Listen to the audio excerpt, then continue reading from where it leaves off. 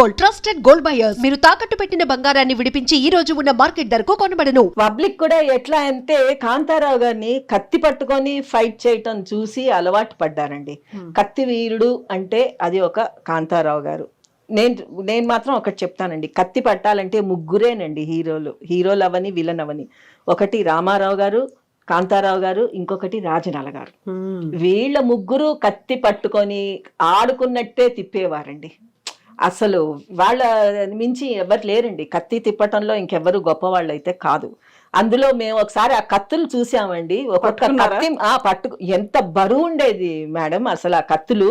అది పట్టుకోవాలంటేనే అంత బరువు ఉంటే వీళ్ళు పట్టుకొని సునాయాసంగా చెయ్యి తిప్పుకుంటూ ఫైట్ చేసేవారు అంటే నిజంగా అది మాత్రం ఏదో మిరాకిల్ శక్తి ఉండేది. అంతే, అది ఒక శక్తేనండి. లేకపోతే మేమే ఎత్తలేకపోయేవాళ్ళం అండి. చాలా బరువు ఉండేది. పెద్ద అయిన తర్వాత కూడా మా దగ్గర ఉండేవి కొన్ని కత్తులు. పట్టాలంటే చాలా వెయిట్ ఉండేది.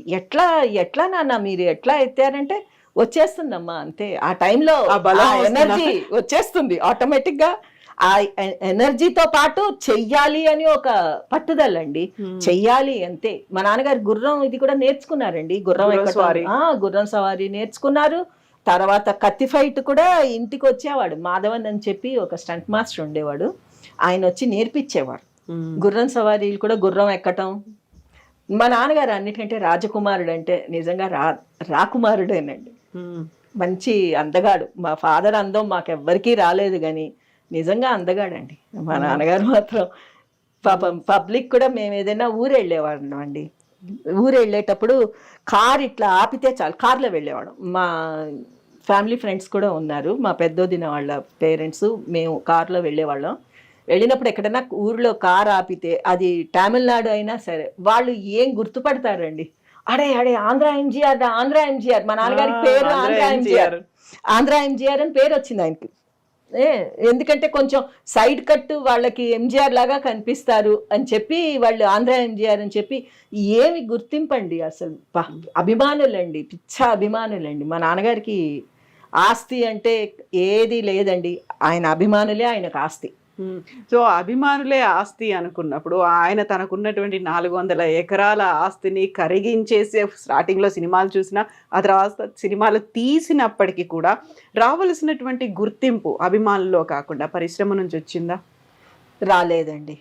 నేను చెప్తున్నాను కదా, ఆయన చేసిన పొరపాటు ఏంటంటే ఆ రోజుల్లో కత్తి యుద్ధం తీసే సినిమాలు ఆయన యాక్ట్ చేసి సడన్ గా సంగీతం మీద దీంతో సప్తస్వరాలని ఒక సినిమా తీశారు. అది కంప్లీట్ గా సంగీతం మీద బేస్ చేసి తీశారండి.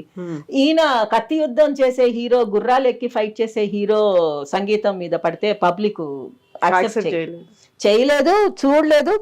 మిజరబుల్ ఫ్లాప్ అండి అది. సప్తస్వరాలని తీశారు. ఆయన టేస్ట్ తగ్గట్టు ఆయనకు కావాలి అనుకొని తీశాడు సంగీతం మీద, కానీ అది ఆయనకు సెట్ అవ్వలేదు ఆ క్యారెక్టర్. ఆయన తర్వాత రెండో సినిమా తీశారు గండ్రగండడని. అది కత్తి ఫైటే మొత్తం. రాకుమారి, కత్తి ఫైట్, విలను అంతా. అది బాపోయిందండి. అది మంచిగా ఆడింది. తర్వాత ఇంకోటి తీశారు ప్రేమజీవులు అని చెప్పి. అది మామూలు సోషల్ మూవీ తీశారు. అది అసలు మొత్తం అడుగు గీకేసింది అనమాట. అడుగు దాకా గీకి పెట్టేసింది ఆ సినిమా. కృష్ణ గారితో చేసింది. అందులో నాన్నగారు కూడా ఇంకొక కృష్ణ గారు కూడా అన్నట్టండి, వద్దు కాంతారావు గారు ఈ సినిమా తీయకండి, నాకు పోతుందని. అంత కొంచెం క్రిస్టియన్ సబ్జెక్ట్ అనమాట. ఇది ఆడుతుందని నమ్మకం లేదు, తీయద్దు అని చాలా చెప్పారు కృష్ణ గారు. కాకపోతే మా నాన్నగారు కొంచెం మొండి అండి. ఆయన ఏదైనా కావాలి అనుకుంటే చేయాల్సిందే. అది ఎవరి మాట అయినా సరే పట్టుకున్నారంటే ఇంకా అది చేశారు. అట్లా చేతులు కాల్చుకున్నారు. దాని తర్వాత ఇంకొక సినిమా కౌబాయ్ మూవీ తీశారండి. గుండెలు తీసిన మొనగాడని తీశారు. కానీ చేసిన పొరపాటు ఏంటంటే ఆయన యాక్ట్ చేసే బదులు కృష్ణ గారిని కానీ ఎవరన్నా పెట్టి ఉంటే డెఫినెట్గా హిట్. అది గుమ్నాం బేస్ చేసి తీశారు. హిందీ పిక్చర్ గుమ్నాం, దాన్ని బేస్ చేసి తీశారు.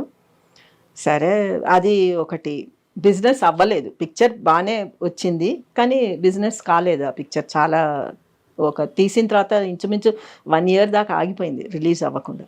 ఇప్పుడు ఇన్ని ఎక్స్పీరియన్స్, అన్నేళ్ళ ఎక్స్పీరియన్స్ ఉంది, అన్ని 100 సినిమాలు చేసిన తర్వాత సరైనటువంటి నిర్ణయం తీసుకోలేదా? సరైనటువంటి సలహాలు తనకి రాలేదా? సలహాలు కాదండి ఏమండి, ప్రతి ఒక్క ఆర్టిస్ట్కి బ్యాక్గ్రౌండ్ ఉందండి, ఫ్యామిలీ బ్యాక్గ్రౌండ్ ఉంది వాళ్ళకి. బావమరుదులనో బ్రదర్స్ అనో ఇట్లా సలహాలు ఇచ్చేందుకు అయిన వాళ్ళు ఉన్నారు. కాకపోతే మా నాన్నగారికి ఎవరు లేరండి అయిన వాళ్ళు. ఆయన ఒక్కడే కొడుకు, మా మదర్ ఒక్కతే కూతురు. సో ఇటు మేనమామలు వాళ్ళు ఎవరు లేరు, అటు మేనత్తలు కానీ వాళ్ళు కానీ సలహా ఇచ్చేందుకు కూడా ఎవరు లేరండి. ఆయన ఒకడే కొడుకు, ఈవిడ ఒకతే కూతురు. ఇంకా ఆయన ఆడింది ఆట, పాడింది పాట. ఆయన ఇష్టం వచ్చినట్టు సలహా ఇచ్చేవారు, ఇది చెయ్యకు, ఇది మంచిది కాదు. ఒకవేళ ఫ్రెండ్స్ చెప్తే అసలు లెక్క చేసే పెద్ద పట్టించుకునేవారు కాదు. ఏం లేదు, బాగానే ఉంటుందని. చూడండి సామెత ఉంది చూడండి, చేతులు కాలాక ఆకులు పట్టుకొని లాభం ఏంటన్నట్టు లాస్ట్లో రిపెంట్ అయ్యారు. రిపెంట్ అయిన తర్వాత కూడా ఊరుకుంటే బాగుండేది. ఇల్లు అమ్మేశారు, పెద్ద ఇల్లు అండి మాది, చాలా పెద్ద ప్యాలెస్ లాంటి ఇల్లు. ముందు పక్కే మాకు ఇప్పుడు ఈ ఇల్లు అక్కడి నుంచి అంతవరకు ముందు పక్క స్థలం 2 ఇళ్ళు కట్టేంత స్థలం అనమాట. ముందు పక్క బ్యాక్ సైడ్ ఒక ఇల్లు కట్టేంత స్థలం, మధ్యలో మా ఇల్లు, పెద్ద ఇల్లు చెన్నైలో 3 అంతస్తులు, చాలా బాగుండేది. అది ఇంకా లాస్ట్లో అమ్మేసుకోవాలి. మేము చెన్నైకి వెళ్ళినప్పుడు కాట్రగడ్డ ప్రసాద్ గారు నిర్మాత ఉన్నారు కదా, ఆయన ఇంటికి వెళ్ళినప్పుడు ఆయన చెప్పారన్నట్టు మాకు, ఈ ప్లేస్ కాంతారావు గారిది, కాంతారావు గారు ఉన్నటువంటి ప్రాంతం ఇది, దాన్ని అమ్మేసుకోవాల్సి వచ్చింది, ఆ తర్వాత ఇక్కడ అపార్ట్మెంట్లు వచ్చాయి, అందులో మేము ఉంటున్నాము అనేది చెప్పారు ఆయన. సో ఈ చుట్టూ ఏరియా అంతా ఆయనదే అని. అంత ఆస్తి ఉన్నప్పుడు దాన్ని ఎందుకని ప్రాపర్గా మెయింటైన్ చేసుకోలేకపోయారు? ఎక్కడ లోపం ఉంది? సలహా లేదు, మెయింటెనెన్స్ లేదు. అంటే పిల్లలు చిన్నవాళ్ళు ఎవరు చేతికి ఎదిగి రాలేదు ఆయనకు అప్పటికి. ఇంకా ఆయన బిజీగా ఉండేవాడు ఆ రోజుల్లో, పెద్ద పట్టించుకునేవారు కాదండి. నాకైతే టైం అండి, మీరేమన్నా అనుకోండి, అది పోయే టైం వచ్చింది. ఆయన ఎట్లా సంపాదించాడో అట్లా పోయింది అంతే. ఆయన టైం బ్యాడ్ టైం అండి, అంతకంటే ఇంకేమంటాం. అది ఆలోచనలు రాకుండా మామూలుగా ఉండటం కూడా, అది కూడా దేవుడు అంత శక్తి ఇవ్వలేదు, ఆలోచించుకునేంత శక్తి కూడా ఇవ్వలేదంటే అది ప్రాప్తం లేదు అనే అర్థం మనకి. లేకపోతే 400 ఎకరాలు కూడా పోవటం ఏంటండి. అదే ఆయనతో ఉన్నటువంటి ఆ కాంటెంపరీలు అందరూ కూడా మంచి పొజిషన్లో ఉన్నారు. వాళ్ళ తర్వాత తరం కావచ్చు, వాళ్ళ వారసులు కావచ్చు, ఇప్పటికీ సినిమా ఇండస్ట్రీలోనే ఉన్నారు, వాళ్ళే సూపర్ స్టార్లుగా కనిపిస్తూ ఉన్నారు. సో కాంతారావు గారు అలా వెళ్ళిపోయారు, ఇంకా ఆ తర్వాత ఎవరూ రాలేదు ఎందుకు మీ ఫ్యామిలీ నుంచి? అంటే మా నాన్నగారికి ఇంకా ఇష్టం లేదండి, సినిమా ఇండస్ట్రీ వద్దనుకున్నారు. ఫిల్మ్ ఇండస్ట్రీ వద్దు, నా వరకు వచ్చింది, నేను నెగ్గుకొచ్చాను, అంతమందిలో కూడా నేను నెగ్గుకొచ్చాను, చేశాను, ఇండస్ట్రీ మనకు వద్దు నాన్న, మనకి సరిపడదు, ఉద్యోగాలు చేసుకోండి, హ్యాపీగా బతకండి, ఏదన్నా అవని. నెల జీతం అన్నది నెల అయ్యేటప్పటికీ మనకి చేతిలో డబ్బులు పడతాయి, మీ కాపురాలు మీ సంసారం గడిచేంత చూసుకోండి చాలు.